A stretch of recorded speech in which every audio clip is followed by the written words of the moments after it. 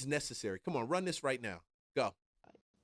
Yeah, that's Are you scared of what other people think? it's in everybody's You care mind. what other people think, or you don't? Oh, good question. See, like when it comes to the internet, sometimes I care, sometimes I don't. When it be like a lot of people saying the same thing, I just cuss them out. You just cuss them out and block them. That's the way to Cuss 'em succeed. out. It look like they. You know what it is? The internet. They be trying to hurt your feelings. They be trying to they They be trying wanna to break. get all the way in Yeah, your and it heart, like they make want it to be hard. comedians too, so they Yeah. want to say some more. You Oh. try to, but just think how much time it takes. Some people, they think they funny, bro. Half the time, y'all not funny. You know you're not funny because you come into my shit to actually talk smack, but you ain't got nothing. You ain't making. I'm gonna look up something to compare you Just to to, try to just break so me one, and then down. you know in your heart you would never do this, even if you Exactly. wasn't like, if you wasn't even who you was, you would never sit and be like, Somebody told me this in a hard place, and I wanted to share this with you. Let's get into it. Let your character outlive their lie. I know it is in our human nature to defend ourselves. And I know it's hard not to. Trust me. I know how it's like literally fighting yourself. Because human instinct is to right the record. Human instinct is to prove people wrong about you. But I've learned that some people aren't open to be proven wrong about you. They've been waiting for the opportunity to hear some negative information about you in order to justify their unjustified disdain for you. Believe it or not, the most effective way to deal with this, to deal with naysayers, is to not play defense attorney, not seek vindication for yourself. God is your vindicator. He will write the record for you in ways that you never could. Family, focusing on chasing purpose, using that energy as fuel to become better, more committed to accomplishing your goals, becoming exactly who God created you to be. Your character, your fruit speaks for itself. For those who want to see it, those who don't, won't. Make peace with that. Let them see what they want to see. Let your character outlive their lies. That's cool. That's cool. There are 3 steps to deal with the trolls and the naysayers and the critics in your life. We think of trolls as social media, and they're bad there. I get called names all the time. But you're going to have critics and naysayers and trolls in your real life. You know, and it's always the people that don't have a picture. When you don't have a picture and you want to insult me on my YouTube or either on my Facebook, let me tell you something. You will be blocked because cowards don't have pictures. Cowards say things and they don't have pictures. They don't. I invited a troll to debate a topic, never answered. Never answered. What he's saying is right. 2, anytime you try and do something good, there's going to be people that try and bring you down. Step number 1, ask them if they're smart enough for you to bother listening to. A comedian once said that take your average person and realize that half the people you meet are dumber than that. And it's true. And I'm not talking just about smarts. I'm talking about have they taken the time to become educated about what you're trying to do and what you're trying to say. And if they haven't, then why take the time to bother to listen to them? I can't tell you how many people make a snide comment to one of my videos about something that's answered somewhere in the video because they haven't taken the time to listen to it. And you're going to have people that criticize you and what you're trying to accomplish in life when they haven't taken the time to understand. The second thing is to ask what their motive is. If their motive is to help you, that's great. But if their motive is to make themselves sound smart or to attack you to make themselves feel better, they're not interested in trying to help you. So why would you care about somebody that's... I call it clout chasing. They just trying to chase clout off of either your trending video or your likes that's there. They want people to see them. Most of the time, these people need attention. You got to realize we live in an attention-based society, and some people are deficit of it. They don't get attention at home. So, damn, they try to find attention on the internet. Facts. Trying to meet their own agenda rather than help you. They're trolling in order to manifest an internal need that they have. And no matter what you say, you will never be able to persuade them because it has nothing to do with you. It all has to do with what's inside them. So don't waste your time. Step number 3 is you have a superpower. You have the right and the ability to decide whether you listen to them or not. Now repeat that. You get to decide who has the power in that relationship because you get to decide whether you pay any attention to them. And if they're in those first 2 camps, if they're in the bottom half and they're not really there to help you, then just ignore them. Don't try and persuade them in a vain attempt to try and get their approval. Don't let them get under your skin. be nice to them and just smile and move on. Don't dignify them with a response because they don't deserve it. They're not trying to help you. But there's a corollary to that last little bit. There is a small group of people who know more about you, are better educated than you, and want to help you. Mm-hmm. Those are the people that you listen to because they will help you achieve what you're trying to achieve. Yeah. And you got to know when you're getting into one. Best response to ignorance is no response at all, especially online, because there's people who are miserable with their lives that specifically make fake profiles to be able to get off their negativity. I can't even talk about how many miserable people are out here. There's so many miserable people. I'm telling you, I mean, I knew that people were unhappy with their lives, but I find, like I'm seeing that, dude, it's more people unhappy with their lives than you think are unhappy with their lives. Unhappy with their lives, their wives, the husband, mostly the wives. I'm like, dude, change it. Do something about it. Tap into what God got for you to do with your life. Maybe you'll be less unhappy with your life. I don't know. Maybe Complete strangers. You don't know me at all. And I've done nothing to you, so why are you coming at me so hard? Oh, I know why. It's because you're miserable with yourself. So I'm not going to give you what you want. I'm not going to feed you. Because that's exactly what you're doing when you clap back to these trolls. They feed off that. Number one, you will probably never say this to me in real life. Number two, I will probably never meet you in real life. And number three, I don't fucking know you. You're a complete stranger. I really do not care what you think. What irritates me the most when people get on Al Gore's internet and want to act a fool. Talking about people that want to comment crazy stuff underneath your posts. And it literally behooves me because it's always the people that don't either have a profile picture, don't have anything on their page.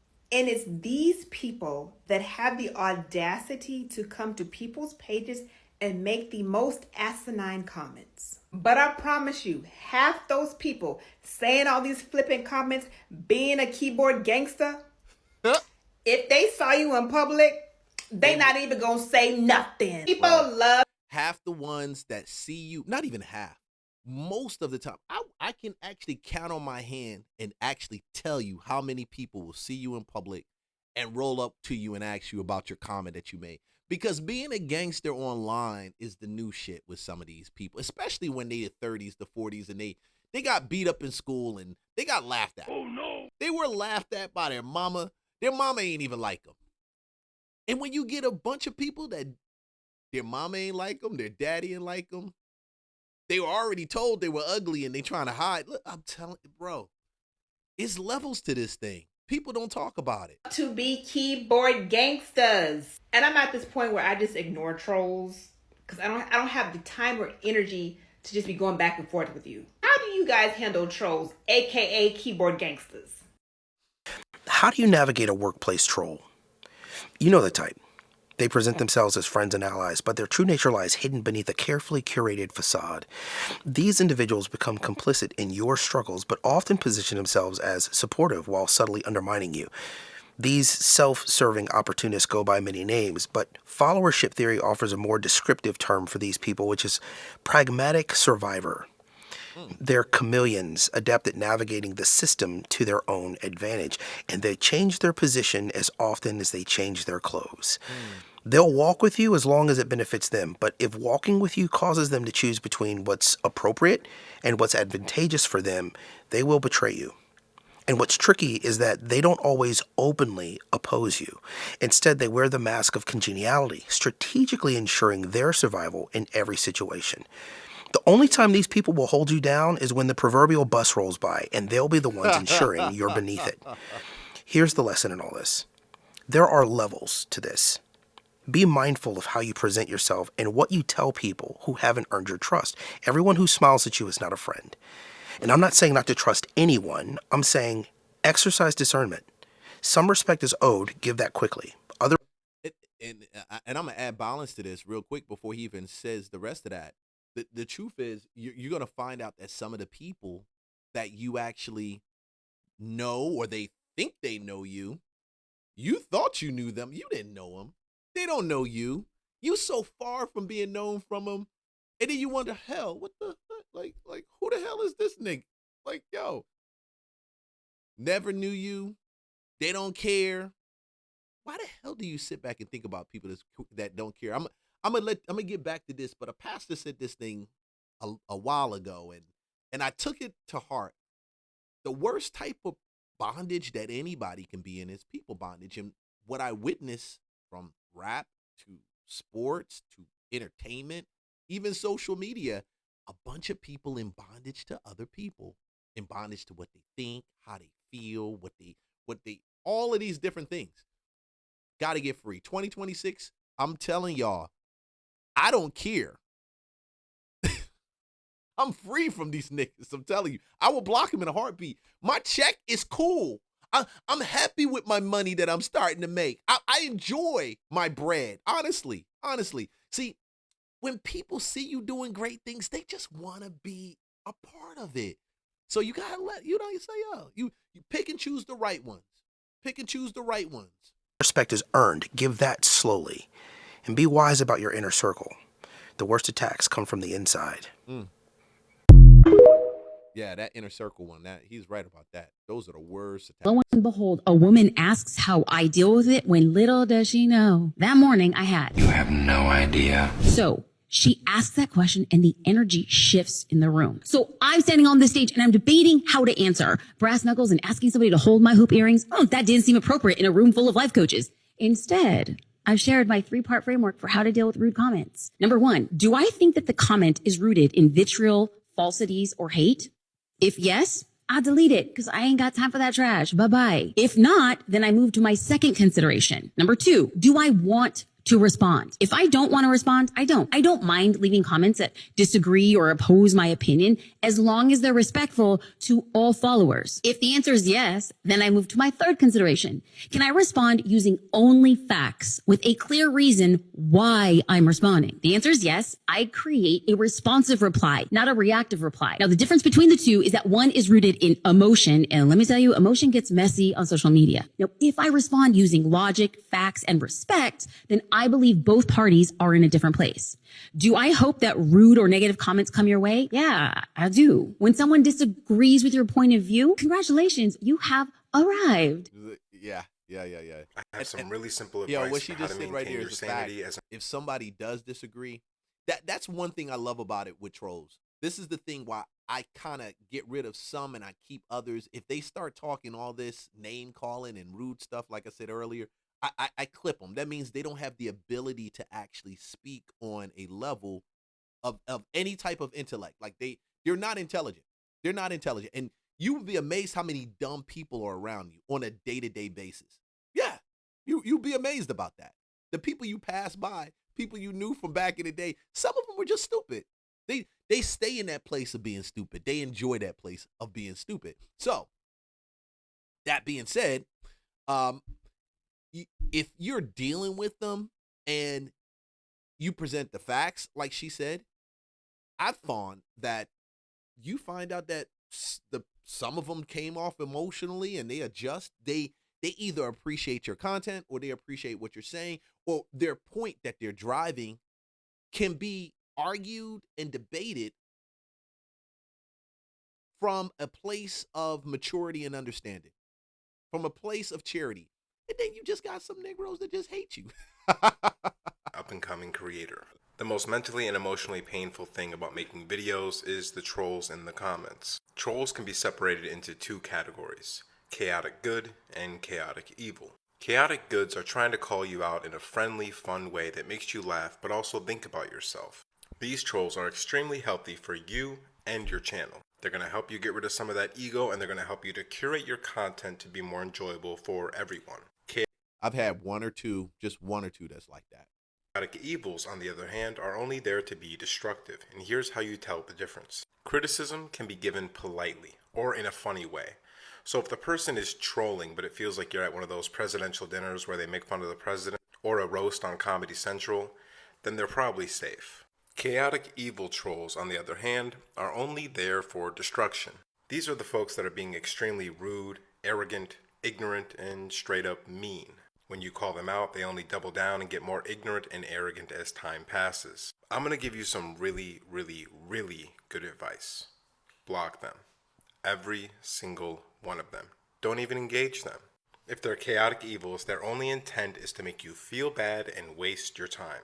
You may have to block hundreds of people a day, but I promise you, it'll be absolutely worth it. Save your interactions for people who are supporting you and genuinely love your content and you. And every now and then, have fun with one of those chaotic good trolls, because they can definitely teach you something and make you laugh. But I promise you, there is nothing but misery when you're trying to engage someone that walks in and says something like, wrong, this is how it works. Or you do a video on a subject and they go in there and act like they're the teacher and you just ask them a question. These are people you just need to block. You don't need them. There's 8 billion people on the planet, and many of them are going to play nice in your comments. Stick with them. The only thing I would advise is don't get too trigger happy, because some of those people are genuinely trying to give you constructive criticism. Just understand how they're communicating it, and that's how you'll know what their intention is. Because you don't want to go to the other extreme and block out all criticism, because you're not perfect, neither am I, no one is. And chaotic good trolls can really help you with that. In fact, people who just drop in and say, I disagree with that, and here's my theory. That's a great way for someone to criticize what you're saying. They say, I don't quite believe in it. Maybe this part's true, but I'm not sure about that. Here's my take on it. This is how you have a normal, healthy human conversation. You'll know the difference because one will give you a stomachache and the other won't. The other one might make you feel a little hot around the neck and a little nervous, but sometimes that's good. Just make sure it's a righteous conflict in pursuit of truth. Here's how you're going to deal with trolls. And this is the balance of pursuit of truth. Pursuit of truth says that you don't know everything. You grow in those spaces. And you got to understand, if you've spent so much time with the topic, researching it, understanding it, or it's something that you've just been lingering on or sitting on for a while, and somebody comes in with something that's completely counter, you can go ahead and find the facts and you say, well, this doesn't match up. They got to go. They got to go. Some people don't pursue truth. A lot of them just pursue their own ego to be right. They just want to be right and just want to have attention.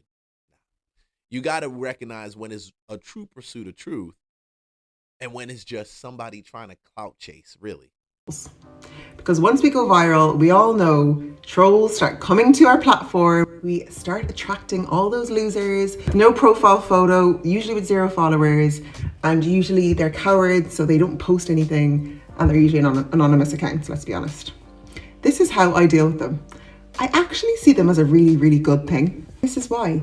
Because when someone comments on your post, it boosts your post.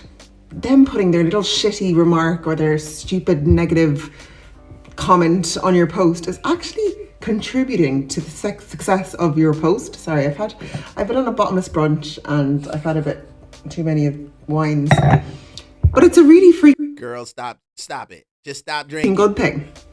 So the next time you get a negative comment on the piece of content on your post, just tell them, thank you so much for contributing to the success of my post and my page. Because the more people comment and the more people interact with your post, the more your piece of content will be pushed out to the algorithm. So there'll be more eyes on your content. It's a good thing. Kill them with kindness. So embrace the negativity, embrace the trolls, embrace the freaking losers that are too cowardice to ever say that to your face, and they usually have anonymous accounts. Embrace them because they're helping your account. As they always say, bad press is good press. Any sort of interaction is going to help. So don't worry when you get those negative comments. It's actually a good thing. Story time with Unc, Fragrance family. I recently encountered a troll on another social media platform where I had put a video up, and I'm a black man from the South. So the way I pronounce things may be a little bit different than people from other areas, but hey, I'm a black man from the South, and that's all I can be. Well, this particular person felt the need to get in my comments, and they let me know that I had mispronounced the word. So I responded to them by saying, Thank you for taking time out of your busy day to get on this platform and watch my video and letting me know that I mispronounced the word. I said, I really appreciate it. The person said, you damn right. I guess it's true what they say about people from the South. And my response was, yes, it is true. I'm strong as fuck and I will whip your ass. Well, after posting that, my wife got wind of it, and she kind of reminded me that our pastor do follow us on social media. So I just ended up taking the entire post down. But my question to you is, have you ever encountered a troll? And if so, tell me how you dealt with them. That they'll never see you face to face. I know some people that's even on my Facebook side, bro. They say stuff, but if they saw you face to face, them Negroes is gonna go the other way. They ain't really about it. They not really about it. They not really about it. How do you deal with internet trolls? My name is Marissa Harba, and I teach you energies you can connect in with yourself and others much deeper. So dealing with internet trolls is a very interesting thing because these people are hiding behind a social media handle, right? They're not putting their face out there. They're not even putting their actual voice out there. They're just putting text. And if you remember from some of my earlier videos, the way we communicate as human beings is 55% physicality, 36% tone of voice, and 9% actual words spoken, right? So that means what they're putting out there, whatever crappy comment that they're putting on your post, they're literally barely engaging. Of course, they're saying something really hurtful. This is very much a reflection of them and their frequency that they're vibrating at, but it's also a safe place for them to spew this hate. They would never do that to your face. They would never do that to you over the phone. So think about that. Those people are just cowards. And also, kudos to you because you are in the arena, right? Brene Brown says this all the time. You are in the arena. Those people are not in the arena. You are putting yourself out there, trying to make something new happen in the world, trying to bring your value to the world, trying to serve the world in whatever way that you are wanting to make it a better place. And their silly little 9% of a comment is not serving the world. It's not even serving them. But it does make them feel important. It makes them feel like they can shine from their power chakra and have any kind of effect on anybody because they feel they don't have any effect in their own lives. And so this is one small way they can feel significant.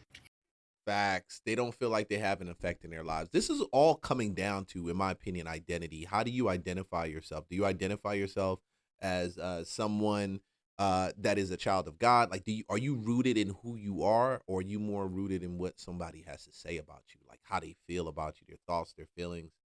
Because what I found is that people's thoughts and feelings, because they don't live with you, they don't exist with you, and damn, you probably never, you more than likely will never meet them face to face.